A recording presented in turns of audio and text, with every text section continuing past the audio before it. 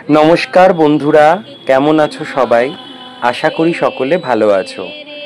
आज तोमादेर शिवबाड़ीर इतिहास प्रतिष्ठाता एवं लोकेशन सबकिछु जानाबो।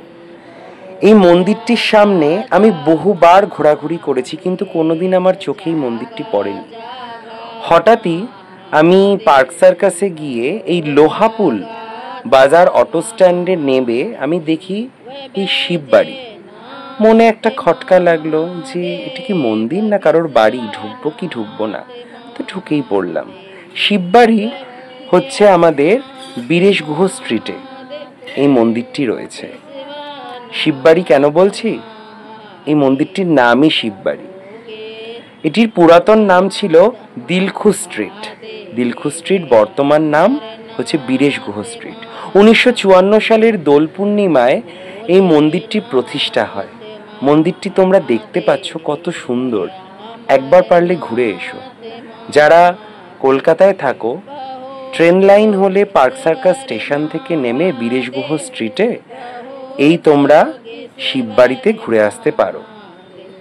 বা কাউকে বলবে, যারা অটো করে যাবে, বলবে লোহাপুল বাজারে নামবো। লোহাপুল বাজারে নেমে একটু কাউকে জিজ্ঞেস করবে যে আমি শিববাড়িতে যাব, সেই তোমাকে দেখিয়ে দেবে।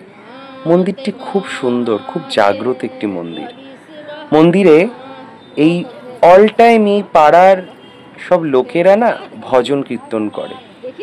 আর এখন শ্রাবণ মাস পড়েই গেছে, তো আরো বেশি করে এখানে ভজন, সঙ্গীত সব কিছু আলোচনা হয়। শিবের আলোচনা, মা গৌরীর আলোচনা বসে বসে শুনতে বেশ ভালোই লাগছিল। কত পুরাতন গাছ, ভীষণ ভালো লাগলো জানো তো ঘুরে।